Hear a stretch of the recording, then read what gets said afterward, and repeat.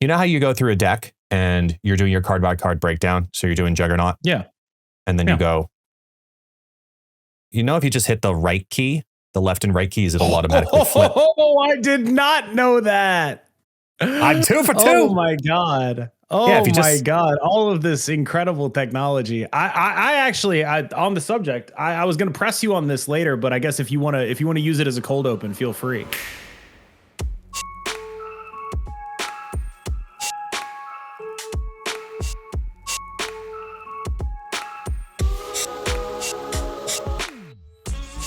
Okay, shoot. What's the question? I saw a tweet of yours that was like, you don't need a deck breakdown with 14 decks. You don't even need 10 decks. You just need 3 decks. And I just want you to know, there's like maybe 3 people you could possibly be referencing. I am definitely one of them. Oh, why 100%. are you subtweeting your podcast co-host? Why are you like, don't fucking watch this content? Actually, this guy's dog shit. I'm better. That's what that tweet says to me. I feel like that is just a line crossed. Because first of all, you do need 14 decks, not necessarily to play, but to know what you need to do to beat them. Second of all, 14 is a really specific number. Is it possible I actually had 14? Like, did you count? That 1 week, yes. Okay. I was like, that's such a specific number. I did not check, but if you did, I'm kind of impressed with the actual like effort that would have taken. That was 100% intentional. Yes. Just know that if you ever see a tweet from me referencing like not having hair or things of that nature, you're talking about Jeff. I'm talking about you. I'm talking about you specifically. That's fine. The other people who may have less follicles on their head than me, my sympathies go out. You know, you've I'm going to start just tweeting about bald people, and you're going to know I'm talking about you. That's the deal. That is the price I guess I have to pay. That's fine. Yeah, that's the price you got to pay. You want to subtweet me? That's what it's got to be. Like that's how it's got to be. I saw that tweet and I was like, this is one of those things that happens is like people that was a while ago too. That one. I like have 2 weeks ago. I want to say, algorithm. Dude, my algorithm is like, it's horrendous. Every time I finish a video, it auto plays a video of 2 fruit cheating on each other. It's not a joke. Every time I watch any video in the Twitter app, the next auto-played video is an AI-generated video of 2 fruit in relationship troubles. There's like a strawberry and an orange, and the strawberry's cheating on the orange, and there's like it's an unbelievable amount of slop. And every time I watch the whole thing. I watched the whole video. Why? Yeah, I know. I'm aware of how their retention metrics work. Why? But like, what am I supposed to do? Not watch it? Like, it's the worst thing I've ever seen. It's the like, there's a level that it's descended to where it's just like, it's like watching. It's like Live Leak. That's what it's like. Yeah. Like that's what it feels like is like that's what's like other people's Twitter, like, but every at this point, it has gotten to the point where no matter what other video I watched, because Twitter has tried to like become a video app. And so if you watch a video, it'll auto play when the video finishes. It'll just like auto scroll, which is a terrible, I would never ask for this. But then they started populating a banana cheating on his wife.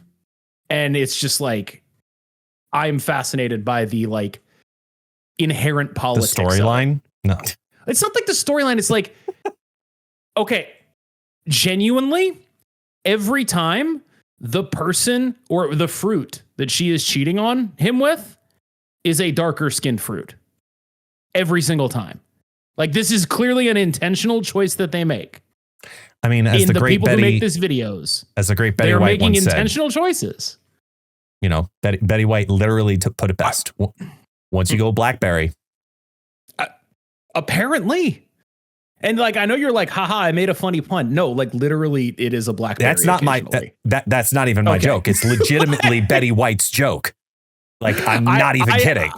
I have genuinely the worst algorithm on earth. So if you ask me, like, I don't know how long this has been going on. Like, I don't know how long, like maybe I'm late to the fruit cheating on each other train. Like maybe that's just something all the Zoomers are already like, that's already passe and I'm unk. But I mean, I genuinely just have the worst algorithm on earth. So if you're like, why did it take you 2 weeks to see it?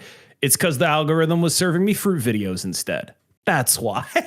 I'm glad your algorithm has the priorities in order. It really understands what I'm there for. Clearly. Yeah. Fruit videos. Yep. But yes, it was 100% a shadow post. It just disgusting. Let's call it what it is. I have no problem talking about it. It's the fact that there are decks of the week videos. You're one of them. And I started with a different take on it back in January. And I wanted to stand out because I don't want to do competitive. I'm not saying it's bad business. I'm not saying it's bad business. Oh, no, but I straight up shadow posted. Hey, man. Hey, man, we work together. So go fucking go to subtweet someone else. Like, I did in the same post. I'm just saying, like, damn. All right. I didn't realize it was like that. Okay. My bad. That's the whole context of this podcast. Are you kidding me? Like, sort of. Whatever, I don't know. It was like, okay, we're kayfabe. And then it's like, wait, damn, he's talking about me. This happens a lot because there's just not enough creators in the space for people to vague post without being really obvious about it. So like I'll see vague posts that are like, oh, that's about me. Like just 100%. Like just definitely is. Like, okay, all right. I guess I just gotta eat that one. But I don't have to eat it from you. That's fine. That's fine. You can dish it back just as much as I'll continue to dish it just because I don't have I feel comfortable I'll take doing that so. from everyone else. Yeah. Take it from everyone else. Just not me. That's fair. Yep. But to be fair, I almost put it, no joke, I almost put it as 13 asterisk because the 14th deck is always destroy. Destroy? Yeah. Yeah. So it's always, I mean, granted, it's never really changed up until the show loud destroy. And then it's always now been show loud destroy. So because it's better. I'm sorry. Like that, like I agree. In as much as destroy is like, destroy has just sort of always been the bar. And I really wish it was a better deck, right? I wish it was a deck that was more of the metagame. But as is, it's just like the bar. If you're below destroy, if you're a worse deck than the destroy, I think you're probably wholly unplayable. And so that's fair. Why that's the like sort of bouncer role that it's serving in the tier list. That's exactly what it is. It's the bottom bar. Everything else that clears the bar gets talked about. And I get that. The bottom 100%. Bar. It sounds like my Tuesday night. All right, Grimace, are you ready? Been ready. All right, cool. Whatever. I don't even know where I'm going to cut that. I'm just going to say we're continuing on and talking about it because it is what it is. I guess we're talking now at this point. And I know I've got a couple of things I know I definitely want to talk about tonight. But let's just start simple. It's a weekly podcast. Let's talk about the card of the week first. Let's first talk about Caliban a little bit because I am seeing a lot of just like meh reactions to him and just kind of feel like I know I end up in a biased situation because he did really well for me.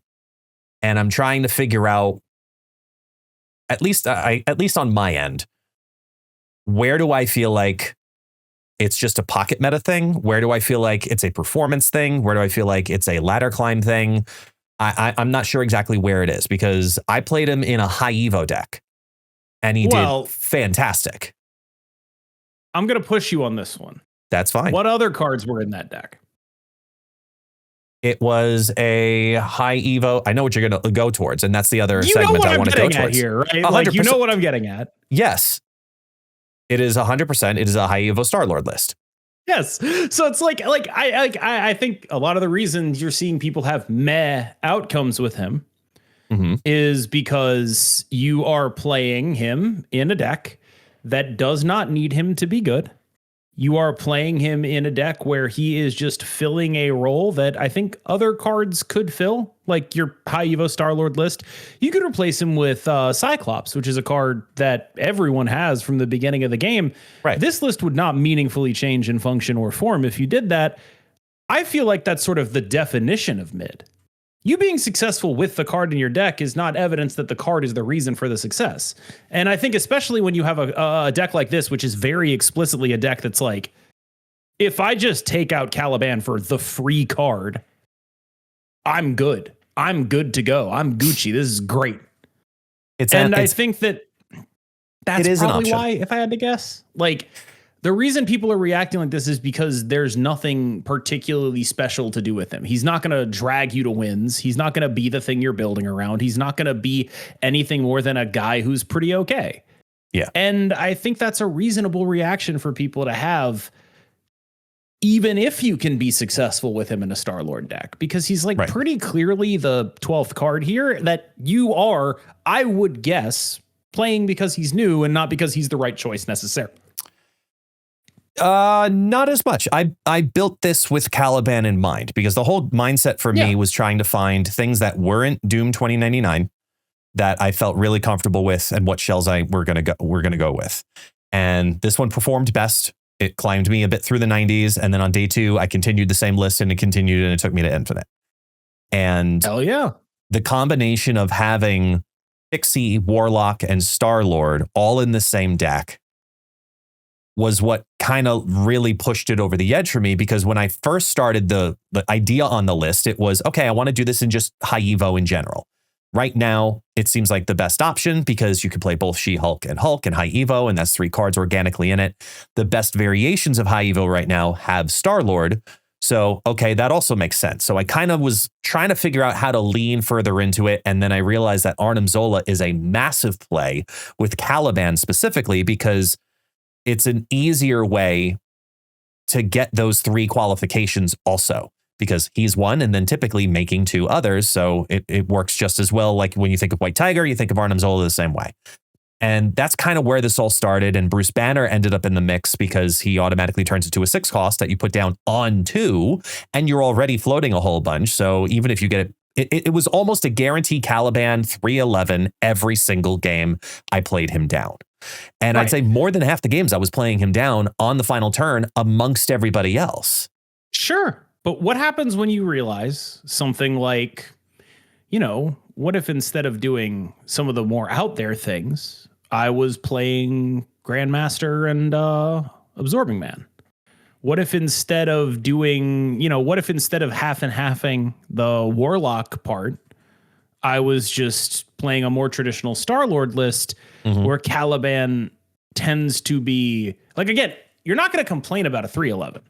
But this deck goes so high that it's just like, okay, did I need that? Like, was this guy like a meaningful contributor to my end game boards? Or would he be a more meaningful contributor if he was just like a guy that made more Star-Lords happen, Like, I'm not saying it's like a fundamentally flawed premise. What I am saying is that he's not the reason this deck is succeeding in any meaningful capacity.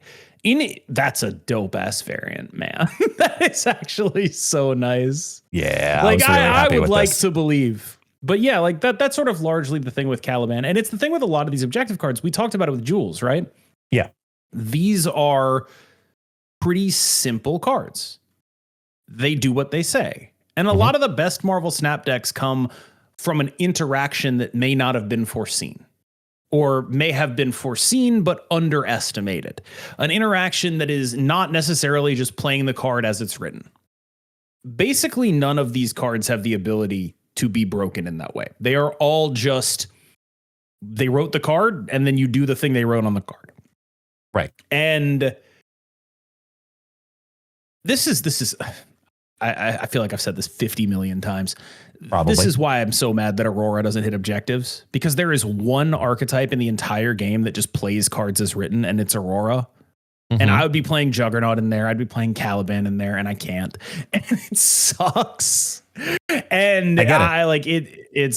I know I've said it a million times. I will continue to say it because that is the only archetype that is actually just playing straight up cards with like a bunch of proactive tech to make sure your opponent's weird edge case combo things don't beat you. It feels like a huge miss to me personally, even though I don't think it's like the kind of miss they could fix, you know? I don't think it's a miss necessarily. I think it's based on the conversation that we had with Jules about that. It's intentional for now. However, I full well, like it's literally in my notes here of things to talk about tonight is we need, I think, an Exodia style card. For those who don't know Exodia from Yu-Gi-Oh!, the way it is you get the 5 pieces of it, you get them all in your hand, you play them all down, you automatically win the game.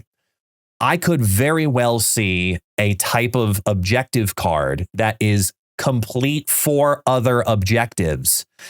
Give all lanes 20 power, you know, like something absolutely wild like that allows you to say you want to play multiple objective cards to make a deck like that, to do exactly that. To take that and try to put it into Aurora, I do think it is a little too heavy and could make Aurora straight up too broken. But as we get more and more of these mechanics, I was thinking of it more along the lines of like Man Spider, where we had all these merge cards. And then once we got Man Spider, it really then, okay, now we want to do Agony into Penny Parker, we got the line and the combo to work in the deck to work. I think that's probably one of the end goals of objective in general, is to eventually release some kind of equivalent to an Invisible Woman First Steps, an Aurora, a card that says, do a bunch of these, it'll be worth it. And that's what we're going to work towards. And in the world where that card exists, I am really taken aback by this Caliban. It is gorgeous. In the world where that card exists, I think that is a much more reasonable place to be when you're making these cards. But right now they're just very dry. Like the way you play them is what you do what they say, and then they do what they're supposed to do. And there's nothing special about them. There's no like, ooh, here's this hidden interaction. In fact, all the cool things about objective are ways that it doesn't work. Like, my Caliban got pulled by Malekith and it was face down and the end of game happened after the end of turn. Like, or it's in the dark dimension. All these things are about like how it doesn't work. It's under Supergiant, right? Like, it's like, okay, man, stop. Yeah. There's nothing that's additive that's cool about this. It's all subtractive things that are like weird edge cases, right? Yeah. And again, I don't know if that's fixable, right? Like that seems like it would be a huge pain to make them check end of game for some reason on the final turn of the game. It'd be like that'd be a little bit of a ridiculous thing to ask. I agree with that. I think it is notable to me. They're dry. I can deal with that though, because I would rather them be dry and simple right now rather than we go through Symbiote Spider-Man all over again. Where when that release says activate was just, it was like, yay, new mechanic. And I remember I was so hyped for it. I did a special stream for it. It was awesome. And it was just like, meh.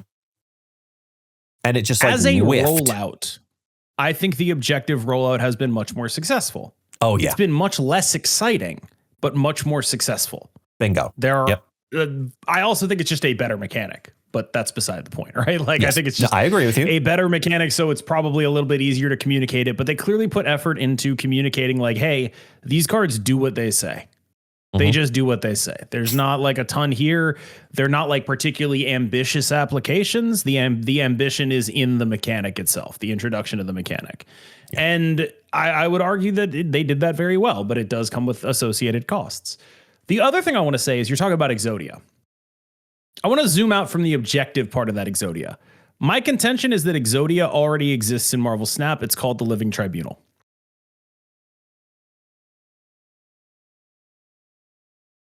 That's fair.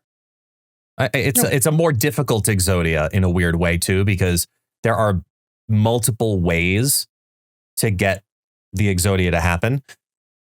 And at the same time, you could also say there is another Exodia happening because it's just as simple to get, where it's like, here, put these cards into your hand and then only play them on the final turn. And now you win. What would you say that is? The deck that shouldn't be good, that is good. Negative Jane, I assume, is where you're going with this? No, interesting. Not at all. Which one is the deck that shouldn't be good that is good? I'm interested. I'm very compelled by this. Oh, right. Sure. Yeah. Oh, that's Hela. also Exodia. Yeah. Right. MODOK Hela with the Star-Lord package, where it's literally, if you want, do absolute jack crap for 4 turns, play Star-Lord on 5, and then MODOK Hela on 6. And no, this deck is horrendously unethical. No arguments here. And it leads to the point I want to make about the deck that I took to Infinite, plus this deck, plus the deck that I took to Infinite last season, which was called Atrocious, which was another variation on a Star-Lord deck. And I remember showing it to you, and it had Starbrand and Eliath. And it was a weird combo of just big, cheap cards with big power, had downsides, and it didn't matter just because Star-Lord gave you all of that extra energy. And I take those decks right now from my experience, and then I take your experience and analysis of the dragon type that is negative Star-Lord, and it makes me have to revisit our favorite topic, which is Star-Lord actually a secret problem that we just haven't come to fully admit yet? Yep. No, I'm fully on that island. I don't know. Like, I haven't played enough with Mobius against the negative Star-Lord decks. My instinct is that this guy's play pattern is just sucky enough that you might just want to get him out of here. Like, I don't like to go in for... It's hard to make subjective assessments of how healthy a play pattern is, right? Mm-hmm. But that is part of what I would imagine the job is. It's just that everyone has a subjective opinion, and usually a lot of it is related to what I'm losing to. I'll say this. I've been playing a lot of Star-Lord recently. I actually quite enjoy his play pattern. I think it's nice to like have this kind of thing around. I like being able to like AFK, 2 turns of the game actually matter. You know, it's relaxing. It's low pressure. It's low stakes. Mm-hmm. I think that's probably a bad thing for the game long term. And so like, I don't think it should be lost on you that you're like, I want to do an off meta cook. What am I going to do with that? Oh, I'll just chuck it into Star-Lord and he'll carry it. Like that there's a lot you can get away with in these shells. Yeah. And I think that there is just significantly less, as weird as it sounds, significantly less being asked of you with this than it is with Sholau. And it doesn't have a counterweight the same way that Sholau has Gambit. And I think that if Gambit didn't come out, I might still be on the Sholau's a bigger problem train, because Sholau was a deck that could be really powerful and have a decent matchup into this combo stuff. But it's getting hammered by the Gambit decks right now. And that's just creating a million opportunities for Star-Lord to go over the top of everything. And it's just like, I don't know how long this guy can be the best way to go over the top of everything. So I think if you were like, I think they should nerf Star-Lord, I would no longer fight you, just on the basis of like, the play pattern's probably not something you want to keep around for that long. Boosting Mr. Negative is kind of worst case scenario for what a card like this does. Mm-hmm. And I just sort of, I would no longer be opposed to like something harsh being done to this man. Yeah. I've gone back and forth on it, leading up to this conversation about, do I still want to stay on the train of and a card, when you've floated an energy, but also played a card. And that's what qualifies to give him the power. Like, if that's going to be enough. And I went back and forth on it, and I realized it might be for exclusively just the Hela deck, but it doesn't actually fix the card anymore, because like in negative, when you're playing it, you're still looking at the options of playing Ravona on 3. You're still looking at the option of maybe if you need to play Magic on 4, you can do negative on 5 even sometimes. Like there are other play patterns that you can do stuff with, and you still get a good amount of energy to work with. And I think the ceiling of energy is not the answer either. And I haven't figured out exactly what it is, but the reason I think there needs to be a much harsher limit to him is because by fixing Star-Lord's ceiling and making it much more difficult per time to make the condition happen, you in turn fix a whole nother card. and it's the number one most played card in the game right now. I think you're probably being too harsh on him, even though I wouldn't be opposed to just like something pretty drastic. I don't think you need to be as drastic as what you suggested. I think that if you made the change you suggested, I would not be playing him in Mr. Negative anymore. And I think that deck would not be good anymore. And I think every Star-Lord deck would be dead on arrival, and you probably don't want to do that. But this is why I'm glad it's not my job. It's why I'm glad I can be an armchair quarterback here, because this is one of those situations where it's like, I don't know if I have any good actionable suggestions. I just finished recording a hot takes video where one of them was talking about how like players are really good at noticing the pain points and bad at doing suggestions about what the pain points are, right? They're really good at knowing this is what made me mad, and they're really bad at knowing what exactly they should do about the thing that made them mad. Yep. And my take on it was largely that it's because of hidden information, not because players are incompetent or anything. Just the devs know what decisions are beneficial in certain situations because they have access to like internal metrics, and they have different like actual information about situations that we simply don't. So we're just guessing when we do our solutions, and that's just going to naturally be a worse outcome than this. That said, I don't envy them, because I would not want to be in the situation they're in, where it's like, if you do something too drastic to this card, like what you're suggesting, I think that would be, I think it would be pretty dangerous to like quote unquote rug pull it. Now it's possible that this card is just odious and hated enough that like nobody's going to get mad the way they did for Mr. Fantastic, because that guy went in every deck. And so everyone of every play pattern was like, I love this guy. He's making everything I do easier. Why would you get rid of the guy that makes everything I do easier? Whereas everyone who plays against Star-Lord is like, I hate this guy. I hate this guy so much. I keep getting my shit kicked in by this absolute piece of crap, right? His play rate being like devoted Star-Lord decks means that more people are not playing him than playing him. Or with Mr. Fantastic, I think that was actually kind of an open question. I think it kind of was like, I think more people are probably playing that card than not playing that card. Or at least as close as it's ever gotten. I think that was maybe that almost hit 50%. Yeah. Like maybe they can get away with it. I don't know. Maybe they can just be like, we're going to make him like cost 5. We're just like, we're done here. We're done. Yeah. We're gonna put a piece of text on him that says he's no longer an honor reveal. Like just something like that, where it's like none of these shenanigans happen anymore. A 5 cost. I don't know. Does that actually fix it? I would imagine it does, personally. Like, what are you gonna do? You're gonna Luna Snow on enough? 3? No, but is it different enough then from Fallen 1? I think that's actually a pretty compelling argument, or it would be if this guy wasn't like the problem that he is. Like normally I'd be like, yeah, no, I'll listen, like, is it different enough than Fallen 1? Maybe not. But as is, I'm just looking at it and I'm like, I don't know, man. I think it's probably not different enough than Fallen 1. Like you would probably be playing it as alt Fallen 1 would be my guess. Or Sarah, even, if you kind of think of it that way, too. They're both 5s that say, here, now start cheating on turn 6. I think the fact that we have both of those is like, I don't know if 5 is the answer.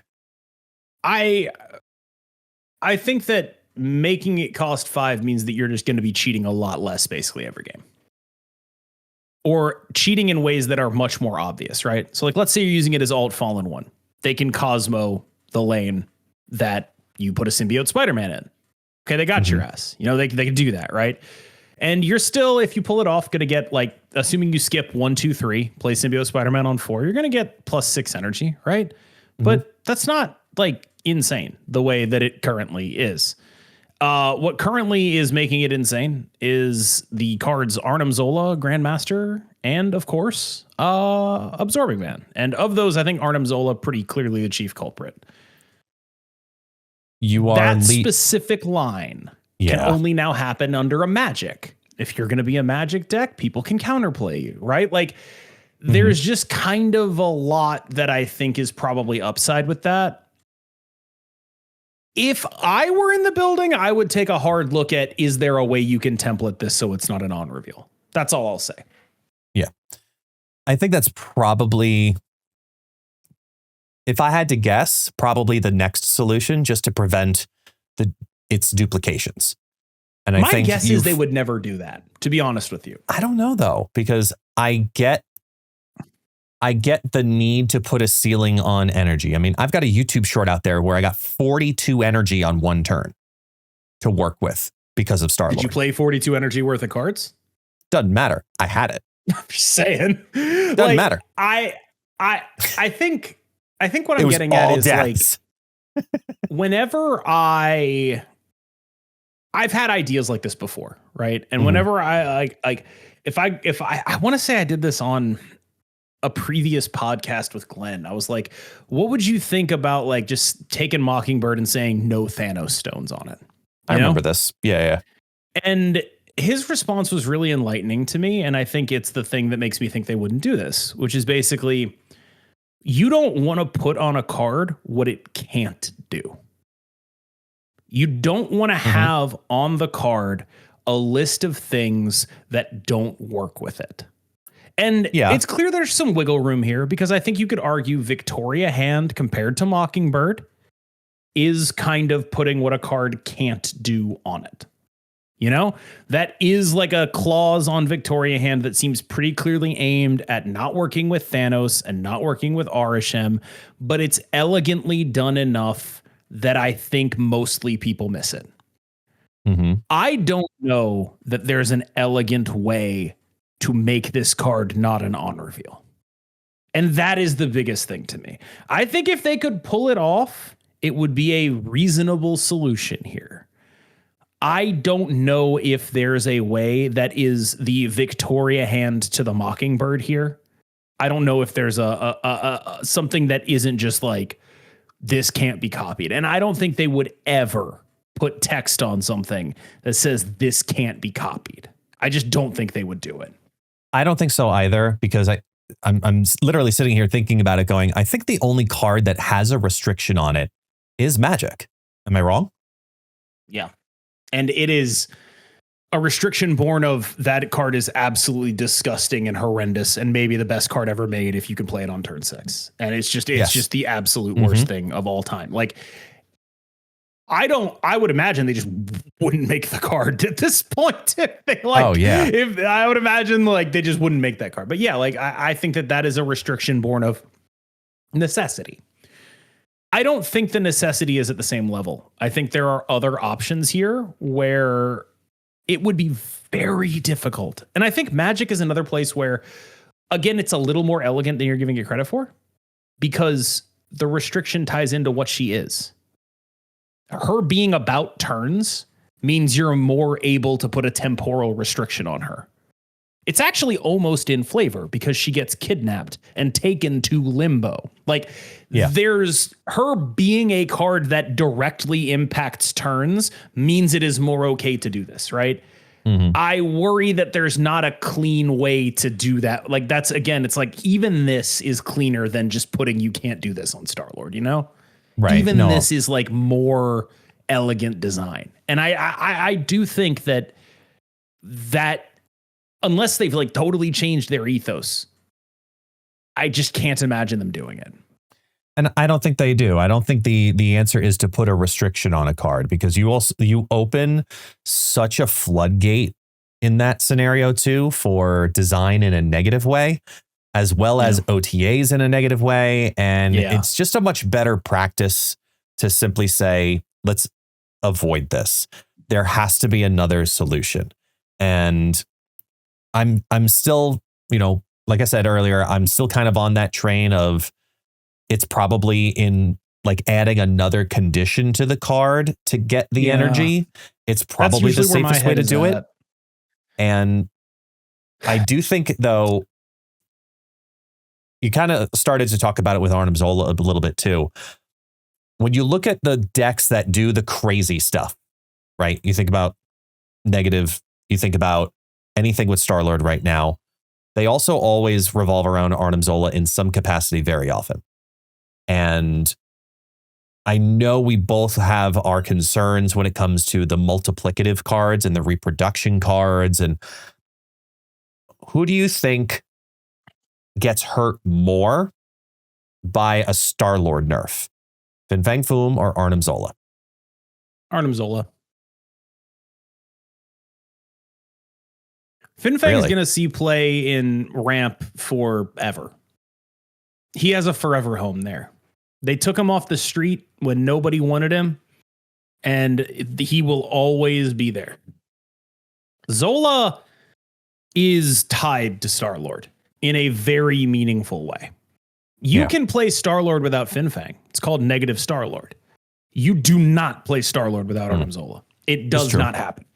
Fin Fang has other homes that he would go in, and of course, Zola would still probably be in your negative decks. But part of the reason Star-Lord even got into the negative decks was because they were already playing Zola, right? Like, if these guys are joined at the hip, I think that Fin Fang Foom will pretty much be okay for a long time. He's still just the biggest, meanest, baddest dragon out there.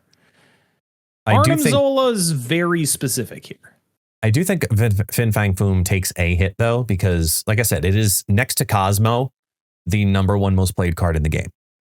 And I think a lot of that, I'd say probably half of that, is because of... Oh, more, for sure. The Star-Lord in some capacity, whether it be negative... Oh, sorry, not negative in that case, but whether it be a weird build like mine or it be a ramp build, I think Fin Fang Foom loses 7 to 10% total, drops down to about a 10% play rate because it's meant to be a difficult card to get out. You're either cheating it out, because we talked about that. Do you want it to be a combo card? Do you want it to be a Star-Lord card, basically?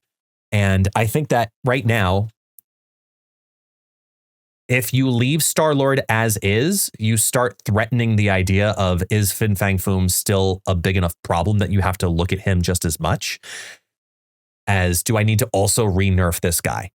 But then I'm also looking at Arnim Zola and I'm going, there's just way too many shenanigans that whenever things seem to get too crazy, it very often happens because of Arnim Zola. And I think that Arnim Zola would be a nice OTA target in some capacity. I don't know what that is yet, but I could imagine, I shouldn't even say OTA, more like a patch, like an actual rework of the card in some way. So it's not a destroy element necessarily. Maybe it's a different style mechanic that, it's, I haven't sat down fully on it, but I do know that Arnim Zola is a problem, because it allows too much of the crazies to happen. Whether it's Fin Fang Foom, whether it's Star-Lord, whether it's negative null, whatever it may be, I do think that Arnim Zola is the enabler that if this card matters in the deck that's already doing a augmentation, it takes it too far. I'll go the other way. I think this is the fairest duplicator. Really? I think that if you want to look at Frigga or Prodigy, Absorbing Man, Grandmaster, they're all on the list before this guy. I'll tell you why. Every single thing you named is Arnim Zola is the product. Do you know how specific a card you have to be a card that is good to Arnim Zola on 5 while also enabling Arnim Zola on 5? There are 0 cards that are not Star-Lord that fit that description. Absolutely 0. It is just him. You're talking about the negative null stuff. That's a negative thing. This guy is fair. This is a fair card. He is the most fair possible duplicator of all time. Arnim Zola is never the problem. Ever. This guy is going to be extremely chill. At most, he is going to be a sort of 50-50 Taskmaster kind of guy in a world where there are not these incredibly specific cards that fit what he wants. He is, and I mean this with all sincerity, a Star-Lord merchant. There are 0 other cards that he is half as good with. Oh, yeah. No, I agree with that unconditionally. And I think we also agree that we're getting to a point design wise, watching the developers literally say publicly that it's tough to make new archetypes. That's a big fucking problem. Just throwing that out there. But if they're saying that publicly, okay, if that's the case, why are we making duplicators that are so cheap? And I agree with you. The duplicators, like specifically Frigga, Jocasta, and Prodigy, I think all of them should be, and probably Invisible Woman First Steps also. I think they could all go to 4 cost. And it would probably be one of the healthiest things for the game. Just throwing that out there. I buy basically all of that with the cheaper ones. All the cheaper ones for me are like, at some point they will have to deal with this. Yeah. Yeah, they're going to have to. And I think I know we disagree on Artem Zola, and that's fine. I do worry that also in a world where that does happen, where Frigga, Jocasta, Prodigy, all of them kind of go up in scale, Artem Zola may end up becoming a better option overall long term. Either way, I just feel like it's a card that's on my radar, because in a world where we do end up having Frigga, Jocasta, Prodigy changes happen, it's something that I would be a little scared of, that it could become too popular or too good. So I don't know. I'm a little reserved on Artem Zola. I think it's just because anything that's duplicating right now is, or enabling duplicating, is just not fun. I don't know. I mean, I think it's like pretty asymmetric, right? Like it's fun for one person. It's really fun for one person. Bingo. Yep. Like it's definitely the kind of thing where it's like players love this. It's something that you learn in Magic the Gathering. Like they love things that let you do things double. Double feels cooler than one additional time, you know? It's a classic thing where you want to give players things to do that feel cool. And I think if anything has happened, it has been they have put too much free stats on those doublers, and they've allowed synergy to peak those doublers too high.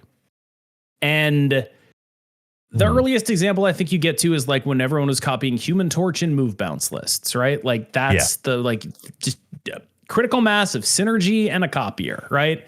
That kind of formula has been borne out for a very long time now.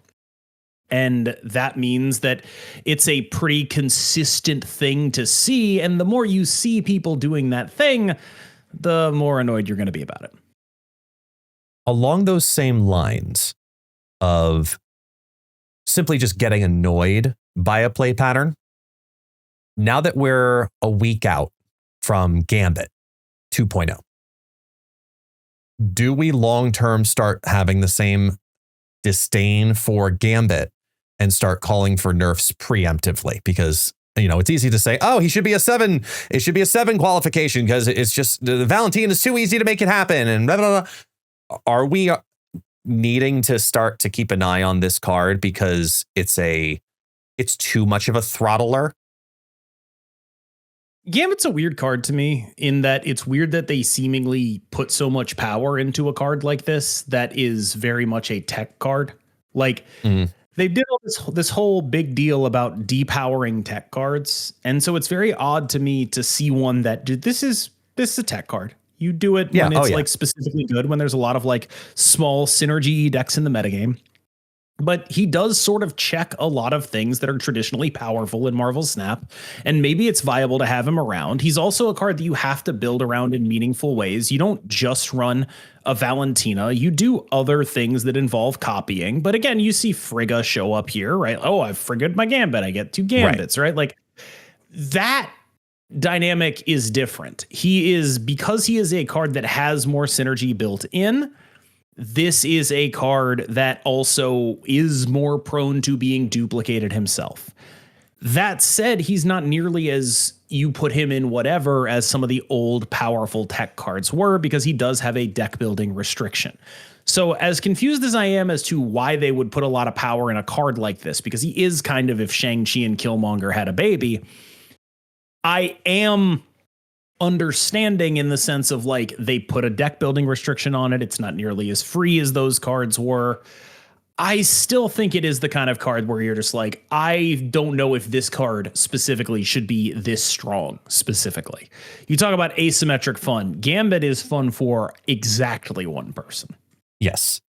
And my perfect comparison to Gambit at this point, watching him in the meta, seeing how he plays, even though there's an element of RNG when it comes to the destructions, I would equate him to how we used to feel about Juggernaut, where Juggernaut at 3 cost was just cracked. It was just simply too strong and deserved to be a 4 cost and makes sense for the product of what you get at 4 cost.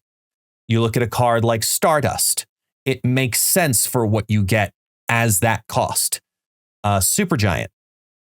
This, to me, screams the same way. It's meant to be a tech card that is supposed to have investment into it, and you have to invest into it way more. The cost of playing it down being so cheap to then permit the duplications of getting a copy of it via a Frigga, for example, on turn 4, on curve. I'm sorry. It's too easy for this condition. And I don't think the proper solve for it long term is to raise the amount of costs that you need to play of created cards, because you just play bigger created cards. I do think that someday we get just simply tired of it. It's toxic, and you just make it a 4 cost. I have 2 questions for you.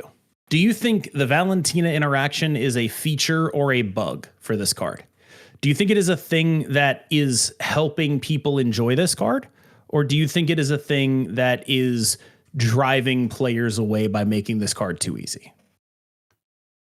I think it is a feature that's meant to have enough of a downside because of the randomness of the cards that you get from Valentina. Like if I remove Valentina and Iron Patriot from the equation, this is a much fairer card. Yeah. Would you do that if you had the power? Would I remove Valentina and Iron Patriot? Yeah. No, because what Gambit brings to the game as a tech card, like the idea of the mechanic, is a good idea. I am a fan of the actual mechanic itself. The accessibility to the mechanic is what I think is what makes it toxic, because it is too easy to achieve right now. So I guess then the second question. Mm-hmm. Being able to Frigga this card, feature or bug? Still feature, because I think you want the goal of it, if at this cost, is to get multiple, because you want to do a bunch of destroys, because when you make the same effect happen multiple times, it's always really fun. And that's the element of it. It's supposed to be fun, but it's one-sided. So it's only going to be fun for so long for those who want to deal with it. You know, we've got people like W creating show loud decks with armor in them to just have to deal with the card. Come on. I'm of 2 minds here, because I do think he's a little too strong, but I'm not sure. Like, again, the reason I'm so surprised they put power into something like this is because I think they recognize tech cards feel bad. And this is their chance at being like, well, what if a tech card was tied to an archetype? Hold on. And I think what you end up... Wait. Because I know your audience, because I know mine just as well. When you say put power into this card, define that. They released a very strong version of what this card could be. This is a card that is pretty close towards the top end of what would be an allowable design. And there are certain other cards in this season that don't seem nearly as ambitious. There we go. And so if you think of each card as having like imagine, a beaker that you're filling up, this guy's beaker is almost spilling. Whereas the beaker on something like Caliban is like half full. Mm-hmm. I think it's a weird choice to have this guy be the one that you almost fill up. because this is an archetype of card that was particularly odious to the point that you made an explicit effort to make them less of a part of your game. Now, what I will say is something that Gambit has going for him. You don't really play him with Sholau. You really are like a dedicated created cards deck when you play this deck. Yes. You really are tied to that. But one of the things that I don't think we fully felt out is, how does it feel to have a tech card that only goes in one deck? What does that do to how you think about things? If you're facing a problem that only Gambit can solve, the deck is almost made for you. There are upsides and there are downsides, and I can see both of them here, and it's like, is that good? And is learning whether or not this is good worth doing what they're doing with Gambit? And I think that that's kind of the interesting question here is like, what does it mean when a tech card isn't splashable? Because by definition, tech cards are the card you put in to deck for a matchup. I'm playing a Mobius. I'm playing a Shang-Chi. That's one card. This guy's a whole thing that is outside of that. That's kind of where I think actually long term, where I see Gambit. I see Gambit as a tech combo. In the world that we live in right now with 3-cost Gambit, I straight up see this as being, you play Gambit with either Iron Patriot or Valentina, and that's a combo for tech and RNG, and you put it in your tournament deck, you bring it into Conquest, and you're way ahead of the field already. You don't have to go all in with the Frigga bounce and everything. The activation of the condition in the timing in which you can make it happen is really, really bad when this is a 3-cost card. Even if you just made it 4 cost and you still did the Valentina thing, now you're really messing up the game plan, because very often you want to go Valentina 2, Gambit 3, that 4-cost, 6-cost card on 4. And then you still have 2 turns to do the game plan. This is why I asked the Frigga thing, because I think 3 to 4 cost is a really important break point. Yes. I don't know that we've ever done anything with a Frigga that is more expensive than 3 cost. Just don't really think that's a big part of how Marvel Snap has tended to work. And I don't think so. No. If you think the Frigga stuff is a feature, well, then he kind of has to be at 3 cost. You know what I mean? But I think it's a feature in the sense that, like, on this release, they're intending for this to be a use case. They want the card to be prodigied, frigged, bounced. So is that good? Because you're kind of getting rid of that if you go to 4. I think your dynamic of how you build with the card does change, because you stop going as all in on it and you just have it as a tech package. You're taking it out of the copy wheelhouse, right? Right. Is that, like, this is why I asked about the Frigga thing. You said you felt like that was a feature. Are you willing to lose a feature for that? I am. I think if this drops as a 4/6, I still play this card, but with way less work, because I would be treating it similarly as I would like a Supergiant, a Stardust. I'm looking at it as a Juggernaut on the final turn. That's how I view this card. It's a good body, does some surprise destroy, because it's objective, right? You could play it on the final turn and it'll still do the thing. That's what this card wants to do very often, for an element of surprise. But it's not the best way to play this card right now. It's get as many of them as you can and then just annihilate game plans entirely. For what it's worth, I don't actually think that's the best way to play this card either. I think you only need 1, maybe 2, but even still. Yeah, you just get to free roll, because whatever deck you play it in would already be a deck you're playing Frigga in. So you get to free roll having a second copy, basically. And I think that's basically the way you play it. I think it's fine to destroy 4 total cost of enemy cards. I'm okay with the mechanic, because it's also random, just like Gambit. And that's okay. When you have 3 of them going off, that's just Galactus and Spider-Man all over again. It's very, very oppressive. I buy 4/6. I liked your comps for Supergiant and things like that, where it's like, this is what my deck is about. And I'm not going to copy it nearly as many times as something else. I'm just going to play it straight up. Gambit, notably among the objectives, it's the one that works with the copies. And so it's the one that isn't dry. Yeah. Even it's probably then more like Negasonic, to be honest. But like but you see what I'm saying though? Like those cards and the mechanics of those cards speak more to this than anything else. Yeah, I buy that. And it's not because the card is broken. I want to be clear on that too. I don't want this card broken. I just don't want this card to poison the game and the restrictions of what the game can do, like Shang-Chi used to do for us.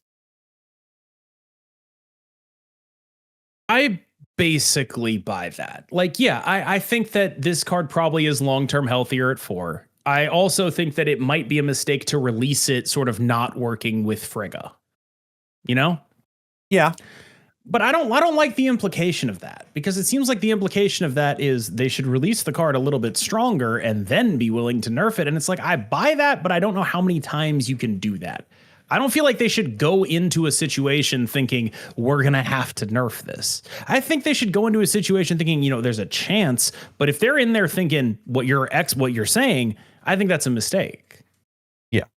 I think that they expected the card to be good, and they expected maybe a Frigga to happen. And when you get 2 of them to go off, that's kind of like, that's as much as you probably should invest into it. But especially release week, I mean, what do? We min-max. We try to get as many as possible. And you see people Frigga-ing it, then Prodigy-ing it, and playing Chameleon all in the same time.